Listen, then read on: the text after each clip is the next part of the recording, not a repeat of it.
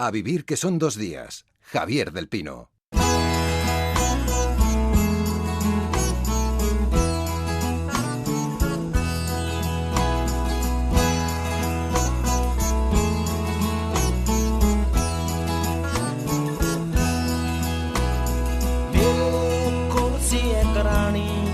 शायद मैं कहमा ओदे कोल सी मैं ओने ओदा कमरा दुखा लिया है नी ये अच्छी नॉर्वेजियन लकड़ी ओने क्या रहना था मैं जा जिते भी तेरी मर्जी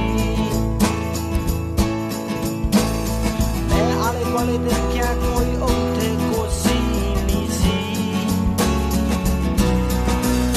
मैं तुई ते बह गया समा सोच के ओदी शराब पी के. Ramón Lobo, buenos días. Muy buenos días, ¿qué tal? Ayer estrenasteis estadio, ¿no? Porque tú eres, es que siempre se me olvida. No, yo soy del otro, yo soy de los que van de blanco. Te pega más ser de izquierdas. Sí, sí, hombre, yo había sido del Atleti, eso es cierto. Pero yo cuando inicié la deconstrucción de mi padre, dije, todo lo que es él, yo voy a hacer lo contrario. Cuando llegué al equipo no podía porque ya había estado en el Bernabéu, había visto un partido, creo recordar, Madrid-Sevilla, y había quedado poseído.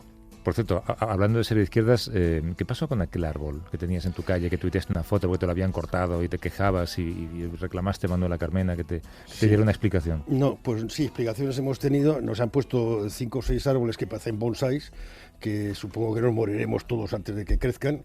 Y bueno, ahora está muy bien, es una plaza que tenía antes sombra, ahora tiene sol, no se puede entrar bien en los portales porque los pomos queman, y después los coches que estaban antes escondidos entre los árboles ahora presiden la plaza.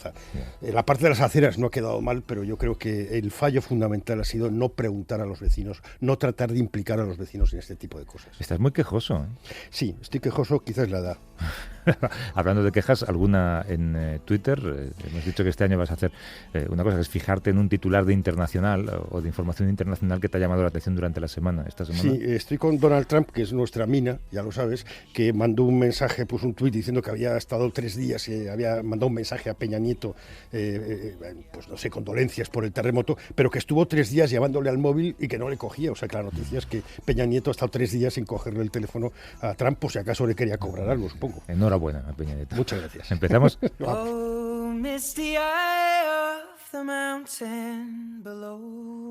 Patria, socialismo o muerte. Por las buenas, lo quiero hacer por las buenas, pero si tengo que hacerlo por las malas y convertirme en un dictador para garantizarle los precios al pueblo, lo voy a hacer por las malas. Inicie un juicio histórico por traición a la patria a todos los que han pedido estas sanciones económicas. El señor presidente de los ¡Saca tus manos de aquí, Donald Trump! ¡Go home, Donald Trump! Ramón, ¿qué porcentaje de ti consideras que es venezolano? Pues muy poco. Simplemente nací de madre inglesa y padre español. Estuve 4 años y medio, pero sí es un nacimiento que me ha tenido de alguna forma enfocado en Venezuela. He estado siempre muy atento a todo y es un país al que le tengo mucho cariño. Pero dado que es imposible hablar sobre Venezuela o leer sobre Venezuela sin tener que pasar aquello que lees por el tamiz del periódico que lo publica o la ideología que lo soporta, ¿no has sentido nunca la curiosidad de ir? Sí, he tenido varias veces. Una vez tuve interés de irme incluso hasta 8 años para no hacer la mili aquí, pero me parecía que era excesivo. Por cambiar 14 meses de mili por 8 años fuera me pareció demasiado. Sí, siempre he tenido interés, sobre todo, como dices, hay 2 visiones, la visión anti y la visión pro. O eres chavista o eres antichavista. Y yo creo que la realidad está un poco por el medio. Hay muchos barrios, por ejemplo, ahora hay uno que además tiene la fecha de mi nacimiento, pero no por mí, 23 de enero, que son barrios chavistas que se han beneficiado de todos los programas de educación de Chávez, pero son totalmente anti-Maduro. Pero la oposición, que es muy elitista, no tiene para nada un discurso, nunca lo ha tenido para esta gente, con lo cual están un poco perdidos en nadie. Y esa es la gente más interesante ahora mismo. Sí, hablar con la gente, pero es un buen ejercicio de periodismo, ¿no? Abstraerse un poco de todo lo que has leído, de todos los prejuicios políticos y plantarte allí sin conocer el país. A mí me encantaría hacerlo.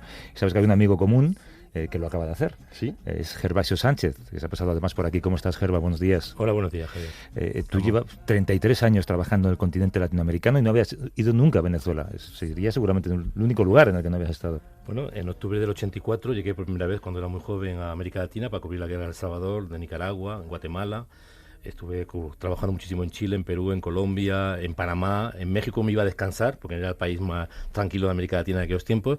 Y no íbamos a Venezuela por varios motivos, porque la situación en los demás países eran tan brutales que Venezuela no daba para más, ¿no? Y en Venezuela pasaban 3 cosas importantes. 1, era riquísima. 2, había una corrupción galopante. Y 3, el único tema importante de Venezuela en aquellos tiempos, de hecho me ofrecieron hacer un reportaje sobre ello, era cubrir por qué las Misses venezolanas ganaban los concursos de Miss Universo y Miss Mundo. Eso era lo que importaba. No, y era serio el tema, porque la clave era saber si se hacían cirugía estética antes de concursar. Y yo un día me dijeron, vete a hacer un reportaje, y dije, mira, esto es un reportaje de Revista del Corazón y yo no estoy para hacer este tipo de cosas, ¿no? ¿Y con qué espíritu emprendías este viaje que has hecho este verano? Un poco con lo que decíamos nosotros, tener una imagen de primera mano de aquello de lo que tanto hablamos. Bueno, yo en principio, después de mediados de agosto me iba a ir a Irak para intentar entrar en Siria y cubrir la caída de Raqqa, ¿no? Pero me invitaron a la Universidad de Bucaramanga de Colombia a hacer un conversatorio con la Premio Nobel de la Paz, Jody Williams, que ganó el premio por el tema de las minas, y aproveché diciendo, bueno, pues ya que estoy cerca de la frontera, voy a intentar entrar en Venezuela por tierra. Y he estado más o menos unos 13 días en Venezuela, he entrado por tierra, me he hecho 2.000 kilómetros y he intentado ver la Venezuela fuera de foco.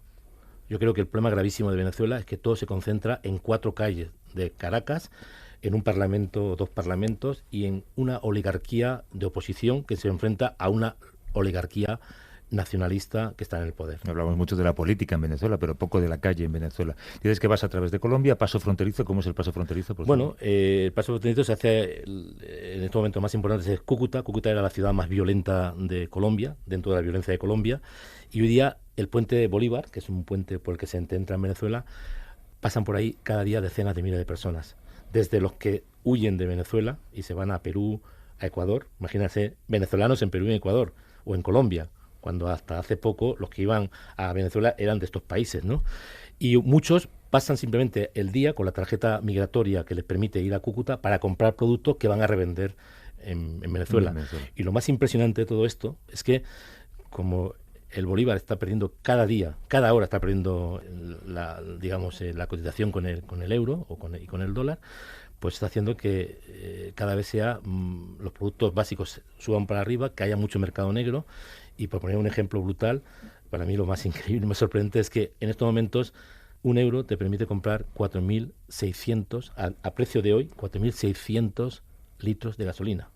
1 euro, 4.600 litros, no estoy bromeando, es muy fácil la operación, es una división, 27.800 bolívares que vale 1 euro, lo dividimos por 6 bolívares que vale 1 litro y sale 4.600 litros de gasolina. Hay que decir una cosa, y es que, Ramón, cuando tú y yo hemos entrado al estudio, Gervasio ha hecho un ejercicio que creo que está provocando muy mala imagen la gente que puede pasar por aquí y verlo, y es desplegar billetes por la mesa.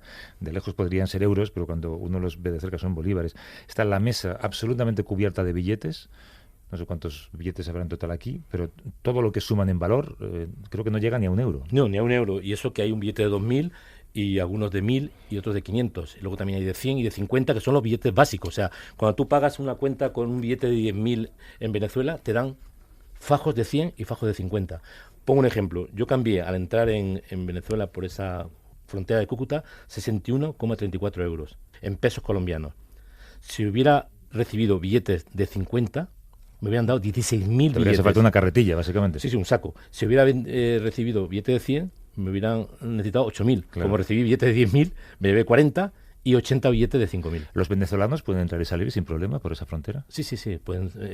Hay una tarjeta migratoria que en estos momentos hay como 600.000 personas, 700.000 personas que ya la tienen y pueden salir de Venezuela a las ciudades fronterizas de Colombia y volver.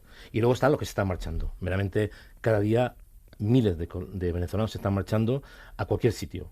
Ahora mismo la plaza de Cúcuta es increíble porque solamente venezolanos, entre ellas, por desgracia, muchísimas jóvenes de 20 años prostituyéndose.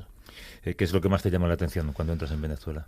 Bueno, lo que más me llama la atención es ver que un país riquísimo, desde hace prácticamente 40 años, 45 años, Venezuela siempre ha sido un país rico, pero sobre todo... rico para los ricos, claro, para los pobres no. Un país rico que a partir del 73, con la guerra de Yom Kippur y la subida de los precios del petróleo, se hizo no riquísimo, se hizo ultra rico. Y cómo todo este dinero se ha dilapidado.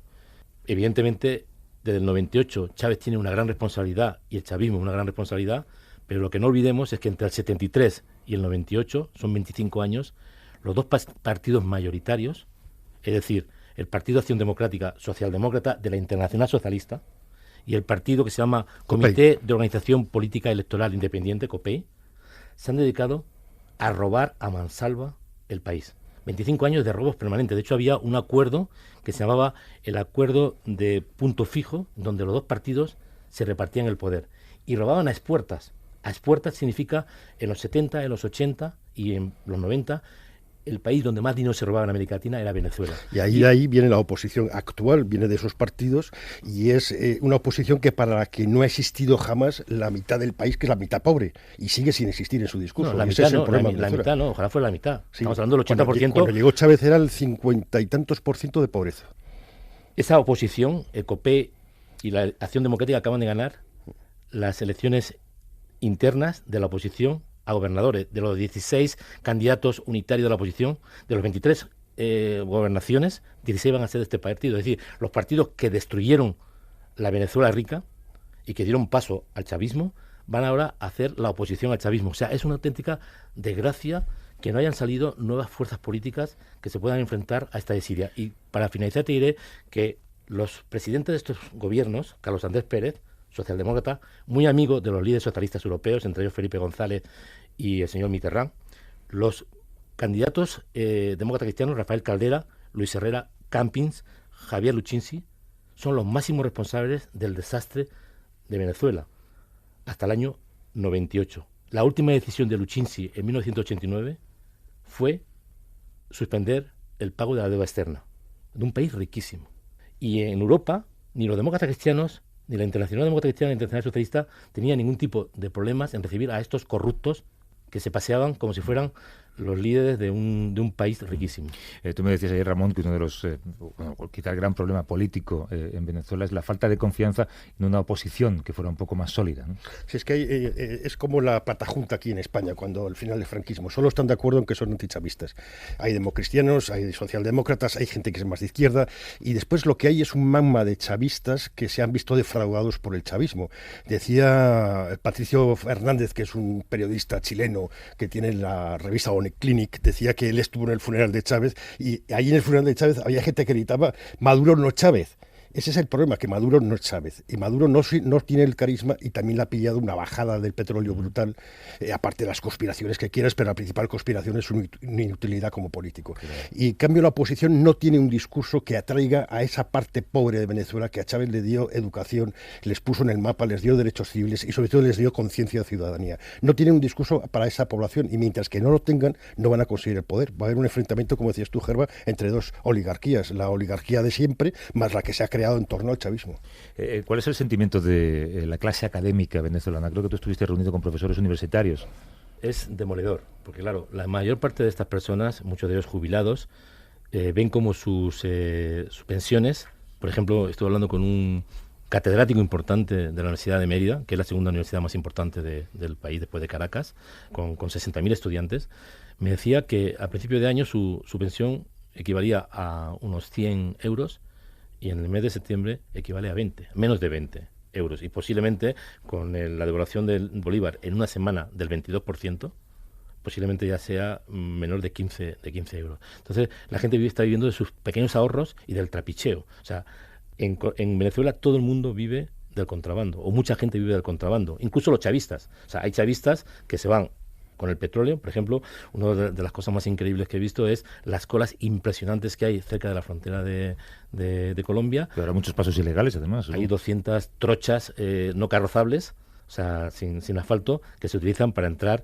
en una frontera de 2.200 kilómetros que tiene entre Colombia y Venezuela, y que los primeros que están protegiendo esa frontera, que son militares, la Guardia Nacional y la policía, son los primeros que cobran por pasar.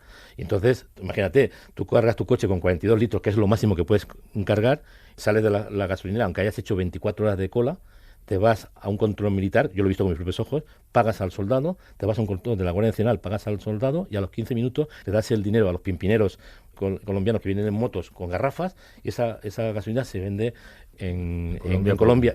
Aunque te paguen 400 veces más lo que tú has pagado, sigue siendo un negocio rentable para toda la cadena que hace este tipo de cosas. Es decir, sobre todo es importante entender, cualquier persona que escuche este programa tiene que partir de que en estos momentos la situación de Venezuela es totalmente insostenible. O sea, tú no puedes... Maduro hace 10 días anuncia que el salario mínimo va a subir un 40%, y una semana después el bolívar se ha devaluado un 22%. Es decir, las medidas de subida del salario va a provocar que los precios se disparen aún más. No, es que no tiene ninguna validez porque la inflación se come todas las subidas. Exactamente, va a ser imposible. Entonces, este proceso económico va al desastre y va a ser lo que va a poner en riesgo el chavismo. No va a ser las protestas a la calle. Pero claro, por otra parte, resulta que la oposición está dividida, aunque quiere presentarse como oposición, digamos, organizada, y tienen que buscar una forma de buscar un líder independiente que pueda liderar a toda la oposición fuera del sectarismo.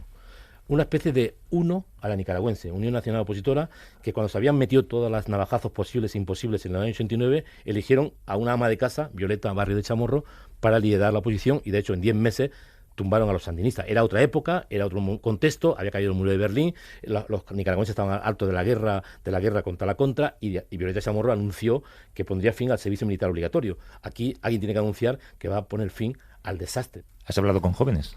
Sí, he hablado con mucha gente joven, en la frontera especialmente. Todas las colas estaban repletas de gente joven, estudiantes, nuevos licenciados que se están marchando del país. Y incluso he estado hablando, porque he tenido que hacer colas para sellarme el pasaporte con chicos jóvenes, y yo les preguntaba, ¿pero vale la pena irte a Ecuador o irte a Perú sabiendo que allí vas a vivir muy mal? O yéndote a Colombia, algunos de ellos, chicos y chicas, se van a tener que prostituir o incluso tener trabajos menores. ¿Vale la pena? Y la gente me dice que realmente la situación de Venezuela es imposible de aceptar, ¿no? Estuviste en Sabaneta, es el feudo de Chávez, ¿no? Sí, sí. El feudo, allí nació también. Sí, además está bien porque Sabaneta es un lugar, pues una aldea grande, un pueblo grande, y está lleno de pintadas a favor de Chávez. Yo visité la casa natal de Chávez, digamos la casa donde creció Chávez, porque la casa natal era una choza que está justamente enfrente, y bueno, y estuve viendo ahí pues cómo era la casa de la abuela, que fue quien creó a Chávez y a su hermano, y realmente lo que me impresionó fue que yo pensaba que me iba a encontrar a mucha gente pro Chávez, ¿no? Y en el momento que empecé un poco a rascar, a hablar en la plaza de armas con personas que estaban por allí, acercándome y diciéndoles, oye, mira, soy español, en ningún momento decía que era periodista porque no quería tampoco que hubiera algún problema. La mayor parte de la gente empezaba a criticar durísimamente el chavismo. La verdad es que el chavismo ha sido incapaz de buscar un proceso político y económico que permita estabilizar el país. Y el país está en la bancarrota, ¿no? Que también nos hemos gastado todos los adjetivos. Hemos estado tanto tiempo diciendo que sí, dictadura, que sí, no sé qué. Y ahora que realmente se aproxima a lo que podría ser una dictadura, porque lo que ha ocurrido con la Asamblea Constituyente es una especie de autogolpe donde suprimes la otra Asamblea, la nacional. Maduro ha amenazado con ello. Casi. Sí. Entonces, bueno, pues claro, ya no nos quedan adjetivos. Es como en Cataluña. Te gastas todos los adjetivos y cuando llega la hora de la verdad no hay adjetivos nuevos. Claro, lo malo de esto, Ramón, es que por muy de izquierdas que seas, en este país, yo no sé si, Gerba, tú eres consciente de esto, si criticas el chavismo o criticas determinadas acciones políticas en Venezuela, parece que inmediatamente dejas de ser de izquierda. Cuando lo que hace falta en ese país seguramente es una refundación de la izquierda. Exacto, es que el problema de la izquierda es que la izquierda tiene que apoyar políticas de izquierda, no verborrea de izquierda. La verborrea de izquierda no te garantiza una política de izquierdas. Y Maduro es simplemente marketing de izquierdas. Lo que hace es vender una política que no existe. Después hay una diferencia entre Chávez, que sí tenía un prestigio, aunque se pudo equivocar en cosas, y Maduro, que no tiene ningún prestigio. El problema también es que solamente un ciego no ve lo que está ocurriendo. Tú puedes tener tu corazón a la izquierda, a la derecha, puedes ser progresista o conservador, me da igual, pero si tú entras en Venezuela y ves con tus propios ojos lo que está pasando, no a darte cuenta de lo que ocurre o intentar echarle la culpa, como hace el chavismo y Maduro, a los norteamericanos, al bloqueo, pues es más de lo mismo, ¿no? Entonces, en Venezuela el problema grave es que Venezuela no son capaces, por eso la oposición no ha sido capaz de aceptar que la llegada del chavismo tiene mucho que ver con sus errores históricos. Yo voy a poner un ejemplo. Carlos Andrés Pérez. Cuando llega en los 70 al poder, nacionaliza el petróleo, socialdemócrata, y acusa al Fondo Monetario Internacional de genocidas en la nómina del totalitarismo económico o de bomba de neutrones económica que mataba a la gente, pero deja en pie a los edificios. Son sus palabras. Cuando llega en el 89, 15 años después, aplica la receta del Fondo Monetario Internacional Escuela de Chicago y nombra a los cachorros del Fondo Monetario Internacional, entre esos a Moisés Naim, como ministro de Hacienda. ¿Cómo es posible que un líder socialdemócrata pueda pasar en 15 años defender A y defender B? Es absurdo. Entonces, todo este tipo de situaciones, y de hecho, Carlos Andrés Pérez, socialdemócrata, acaba siendo suspendido por su propio partido. Es el único presidente de América Latina hasta prácticamente, hasta hoy incluso, que ha tenido que dejar renunciar a ser presidente por la corrupción.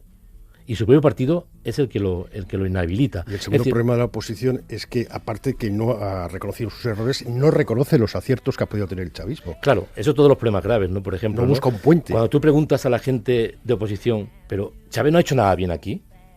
O sea, Chávez no ha sido capaz de proteger a esa clase marginal que estaba totalmente olvidada por la oligarquía venezolana en los tiempos bollantes. ¿Vas a volver? Sí, no, evidentemente que voy a volver. Voy a volver porque creo que es uno de los países que en estos momentos tiene un proceso político más interesante, ¿no? Y me gustaría poder visitar todo el país, ¿no? He hecho un viaje muy corto, para mí 13 días visitar un país es cortísimo, pero he intentado visitar el país con unos ojos abiertos y intentando ver qué está pasando, ¿no? Y intentando contándolo lo mejor posible, ¿no? Gracias, Gerba, te vemos por aquí. Hasta luego. Hasta luego. Chao. They don't quite know what to do. Watching my